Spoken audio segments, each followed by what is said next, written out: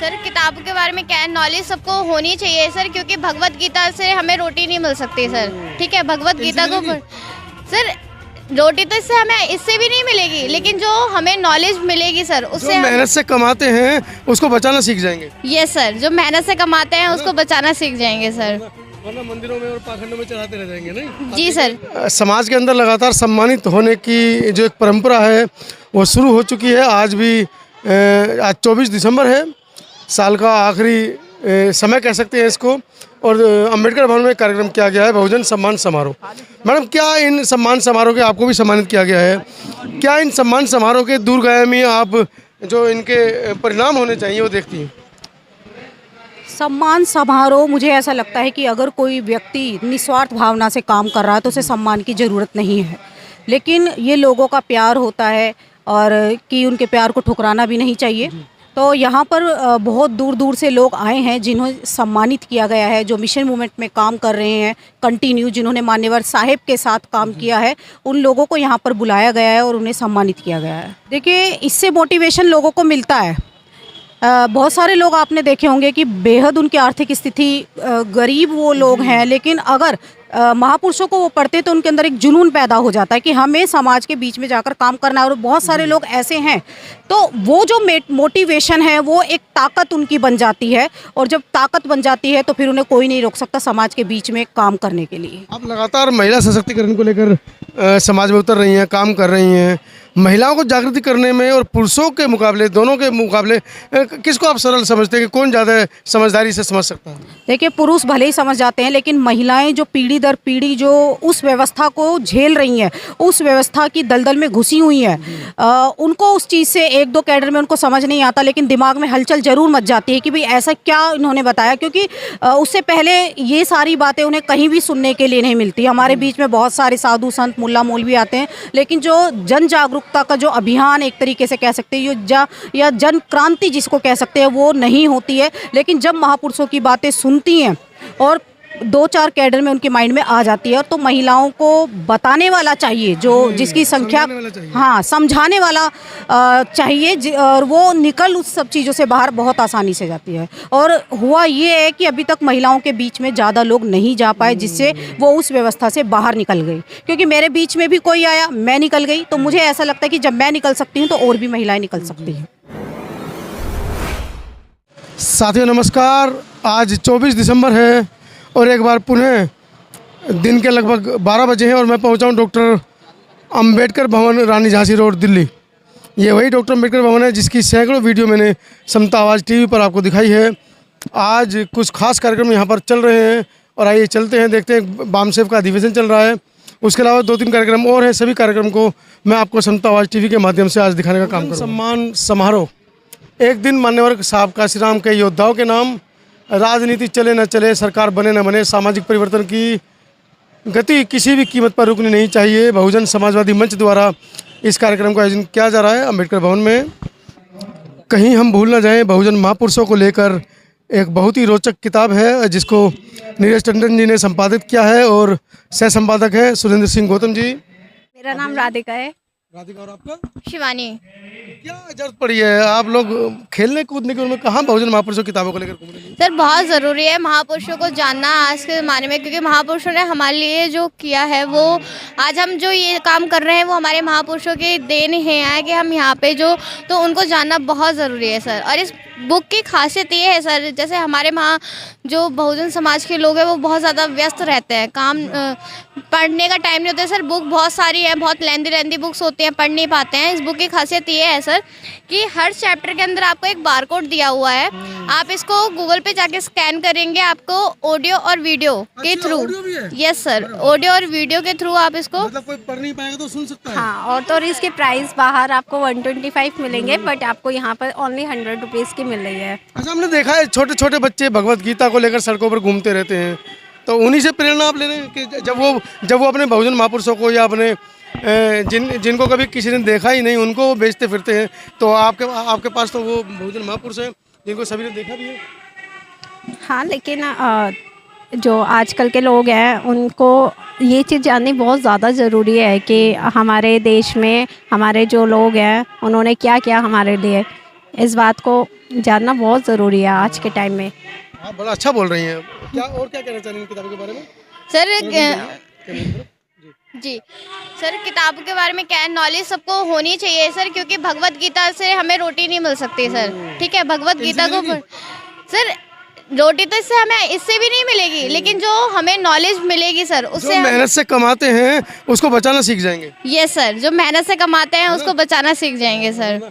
वरना मंदिरों में और पाखंडों में चढ़ाते रह जाएंगे नहीं? जी सर, यस सर, यस। अच्छा, कहीं से अगर कोई खरीदना चाहे किताब कहाँ से मिल सकती है आपके अलावा? सर यहाँ पे आप हमारा न्यूज़ चैनल है SM न्यूज़, ठीक है, उसको सब्सक्राइब करिए। हमारी वेबसाइट भी है smnews.co, उसको पे आप जाइए, वहाँ से आप बुक को परचेज़ भी कर सकते हैं। ठीक है, और इसमें हमारा कॉन्टैक्ट नंबर भी दिया हुआ है, आपको जितनी बुक्स चाहिए आप कॉल करके भी मंगा सकते हैं, आपको बाय पार्सल के थ्रू भी आपको रिसीव हो जाएगी सर। चलिए, SM न्यूज़ देश का एक बड़ा चैनल है, सुरेंद्र सिंह उसके संपादक हैं। आपके पास उनका नंबर होगा, नहीं तो मैं नीचे डिस्क्रिप्शन में डाल दे रहा हूँ, उनसे कांटेक्ट करके भी आप इस किताब को मंगवा सकते हैं। बहुत सम्मान समारोह की ये खास तस्वीरें हैं, मैं आपको दिखा रहा हूँ। अंदर आते ही सबसे पहले बाबा साहब की प्रतिमा, जिस पर लोग पुष्पांजलि कर अपने श्रद्धा सुमन अर्पित कर रहे हैं। यहाँ पर आकर के अपना पूरा जिंदगी दें, समय दें और निश्चित मानिए प्रवीण होता है वो आसान होता है, लेकिन अभी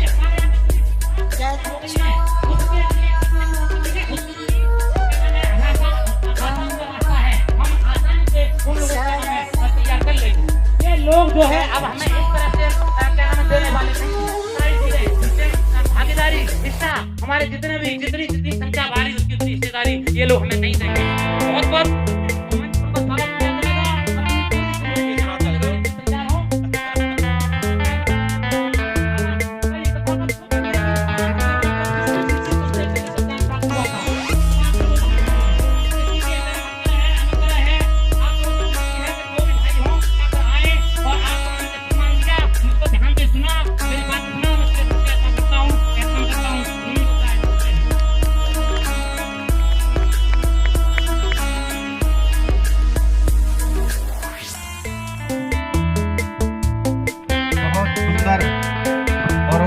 कोई दाना खाक नहीं होता तो आने वाले समय में वृक्ष नहीं बनता। सुकरात ने भी ठीक वैसा ही किया। इस देश में बहुत सारे लोग ऐसे हैं जन तक पहुंचाने का काम करते हैं।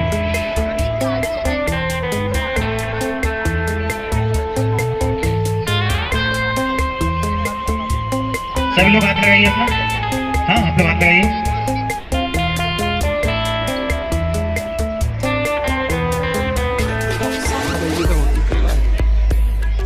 अपना कान खोल कर रखो। मंजू गौतम जी, आपको क्या नाम है सतोड़ना होगा। तपाकर इल्म की भट्टी में मैं बाला तर बनाता हूँ, और जो सीना चीर के रख दे दिल मत का वो खंजर बनाता हूँ। दरिया हूँ मेरा रुख मोड़ दे किसमें हिम्मत तनी, चट्टानों को चीर कर तो परिवाह बनाता हूँ। ये काशीराम साहब जिधर चले सारा का सारा मैदान उनका हुआ, सारा उन्हीं लोगों को समझाया, उन्हीं को अपने यहाँ पर क्या नाम है समझा कर अपने साथ में बहुजन मूवमेंट को खड़ा किया। अकेला चलाता 95 मंजिल, लोग आते गए और कारवां बनता गया। इसीलिए कहना चाहता हूँ कि आज हम लोगों को हम यहाँ पर पांच मोमेंटोज हमारे पास में विचारों के बीज डालने होंगे, तभी हमारा समाज, हमारी महिला अंधविश्वास पाखंडवाद से बाहर निकलेंगी। और मैं ज्यादा न कहते हुए, मान भी मुझे तेरे संविधान से मिला, औरों को जो मिला वो मुकद्दर से मिला, मुझे तो मुकद्दर भी बाबा साहब के संविधान से मिला। बाबा साहब ने शादी नहीं कराई, क्यों नहीं कराई?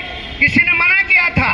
माँ बाप ने तो चिट्ठी भी लिखी थी, लेकिन साहब ने जब एनिलेशन ऑफ कास्ट जब वो किताब पढ़ ली तो फिर वो समझ गए कि समाज के कल्याण करने में यदि कोई बहुत बड़ी बाधा है तो वो परिवार है। बहुत बड़ी बाधा यदि कोई है तो वो परिवार है। या तो हम परिवार को ऐसा बना लें, हम लोग हैं जिन मैडम की बदौलत, जिस घरवाली की बदौलत आज इस मंच पर बात कर रहा हूं, तो मेरे से ज्यादा धन्य तो वो है। नहीं तो वो कह दे जा कहाँ रहे हो, आज तो इतवार है मेरे पास रहो। लेकिन ना, कांशीराम साहब का सानिध्य तो मिला है और उन्होंने यहाँ तक भी कहा, क्या आज बैकवर्ड की बात की यहाँ साथी लोग कर रहे थे, अरे देखो ना, ये आज की बात थोड़ी ना है। जब कर्पूरी ठाकुर साहब जब बिहार के चीफ मिनिस्टर बने, सोचो क्या नारे लगाए थे ब्राह्मणिकल सिस्टम के लोगों ने कि कर्पूरी नहीं कर्पूरा है, हाथ में कैंची उस तरह है। ये मनोबल तोड़ा गया। और जब रामनरेश यादव यूपी के चीफ मिनिस्टर बने तो उनको भी यही नारे लगाए कि रामनरेश जी वापस जाओ, डंडा लेके भैंस चराओ। यहाँ गौतम साहब बैठे हैं, मानवर कांशीराम साहब की लिखित रूप में विचारधारा अगर पेश की तो एसएस गौतम बैठे हैं यहाँ पर, और यहाँ दूसरे भी हैं। मैडम आए थे, उन्होंने बहुत बाद में चल करके, चाहे आर्थिक क्षेत्र के मामले में चाहे कुछ भी करके, उन्होंने भी कुछ न कुछ प्रचार प्रसार का काम किया। और साहब की कई भी बातों पे चलो तो सही भाई लोगों, ऐसे नहीं। जब उन्होंने करके दिखा दिया तो मंच पे भाषण कम, काम ज्यादा। नारी तो बहुत नीचे के तबके में मानी जाती है। पहले हमारा शोषण होता था, लेकिन हम तो गुलामों के गुलाम थे, जो कि शोषण हमारा आज भी हो रहा है। संविधान ने हमें अधिकार दे दिया आर्टिकल 19 में बोलने का, आर्टिकल 14 में इक्वालिटी का, हमें सम्मान संविधान दे रहा है, लेकिन हमारे घर वाले कहाँ दे रहे हैं। हमारे घर वाले हमें रोक करके बिठा देते हैं। हमें उम्मीद है कि बगल वाले घर से शायद बहन कुमारी मायावती निकले, इधर वाले घर से कोई और निकल करके, लेकिन हम अपने घरों में से अपनी बहन बेटियों को निकलने की इजाजत नहीं देते, क्योंकि हम सब चाहते हैं कि हमारी बेटी IAS बन जाए, लेकिन आंदोलन का हिस्सा ना बने, कहीं उसे जेल में ना जाना पड़ जाए। हमारी कुर्सी, हमें राजनीति में कुर्सी नहीं मिल रही, फिर हो सकता है हमें खाने को रोटी भी ना मिले। जो पुराने वाले दिन थे वो फिर से आ जाए। तो मेरी आप सबसे हाथ जोड़ के विनती है कि महिलाओं को मौका दो। महिलाओं को अगर मौका मिलेगा, जब महिलाओं को मौका मिलता है, कलम अपने घर से अपनी बहन बेटी माँ बहनों को सबको लेकर के आओ। घर से कम 2 लोग तो लेकर के आओ। सब अकेले अकेले आ जाए तो क्या उनका मन नहीं करता? अगर आप ये सोचते हो कि घर में उन्हें रखवाली के लिए छोड़ दोगे तो बेकार है, क्योंकि चौकीदारी चोर है तो घर की रखवाली करने का कोई फायदा नहीं है। इसलिए महिलाओं को बाहर लेकर के आओ। और 2024 आ रहा है, सबको मालूम है चुनाव आ रहा है, तो ये जो सरकार है फिर से डोंग पीटेगी कि हम महिलाओं के रक्षक हैं। लेकिन ये एक ऐसी सरकार है, महिला विरोधी सरकार है, ये देश विरोधी सरकार चल रही है, क्योंकि देश का हित नहीं चाहती, ये सिर्फ अपना हित चाह रही है। इन्होंने तो स्लोगन भी ऐसे बना दिए, बेटी पढ़ाओ बेटी बचाओ, यानी कि बेटी पढ़ानी भी हमें है और बेटी बचानी भी हमें। सरकार सिर्फ अपने मन की बात करेगी, उसे कोई मतलब नहीं कि बेटी बच रही है या पढ़ रही है, क्योंकि दिन रात बलात्कारों की संख्या तो कम हो नहीं रही है। कभी मनीषा जलती है, कभी दामिनी, कभी कोई, हमेशा अग्नि परीक्षा सिर्फ महिलाओं को दी जाती है, कभी सती के रूप में तो कभी मनीषा बाल्मीकि के रूप में। तो इसलिए बोल रही हूँ, अपनी बेटियों को फूल जैसा ना बना के फूलन देवी जैसे बना दो, ताकि वो मैदान में आकर के लड़ सके। और इन जो सत्ता के लालच में देश का नाश कर रहे हैं, हमारे सोने की चिड़िया देश को बेचने की साजिशें रच रहे, इनके हाथ से ये कुर्सी ले सके और भारत को एक सोने की चिड़िया बना सके। क्यों उनकी बातों को अपने जीवन में नहीं उतारना चाहते? क्यों उनकी बातों को, उनके विचारों को सिर्फ हमने मूर्तियों तक या सिर्फ और सिर्फ अपने घर में चित्र लगाने तक ही शामिल कर रखा है? सिर्फ जय भीम बोलने से काम नहीं होगा। जब तक हम बाबा साहेब के बताए हुए रास्ते पर नहीं चलेंगे, उनके बताए हुए विचारों को अपने जीवन में नहीं लाएंगे, जो महिलाएं हैं जिनको कहा बाबा साहेब ने कि जिस महिला की स्थिति, जिस समाज की महिलाओं की स्थिति अच्छी होती है, तो मैं समझता हूँ उस समाज की स्थिति अच्छी होती है। ये बाबा साहेब कह करके गए, लेकिन आज तक हम इस बात को क्यों नहीं मानना चाहते? थैंक यू फॉर मंच संचालक जी। करुणा के सागर विश्व वंदनीय तथागत गौतम बुद्ध, ज्ञान के प्रति बोधसत्व बाबा साहब डॉक्टर भीमराव अम्बेडकर जी, ब्राह्मणवादी व्यवस्था को ठोकर मारने वाले पेरियार रामास्वामी नायकर जी, भारत में बाबा साहब के मिशन को पुनर्जीवित करने वाले माननीय साहब श्री राम जी को, और हमारे तमाम साधु संत कबीरदास, रविदास, घासीदास, पोपा पलटू दादू दयाल आदि सभी के चरणों में कोटि कोटि वंदन करते हुए अंबेडकर भवन के प्रांगण में बैठे सभी लोगों को और मेरे परम पूज्य धर्मगुरु पूजनीय पंडित करुणाकर जी को लाखों लाख बार वंदन करती हूँ। मैं पंचला बौद्ध नोएडा में रहती हूँ और नोएडा के आसपास के जो झुग्गी झोपड़ियाँ पड़ी हुई हैं बहुजन समाज के लोगों की, उनके बच्चों को निःशुल्क शिक्षा देने का काम करती हूँ।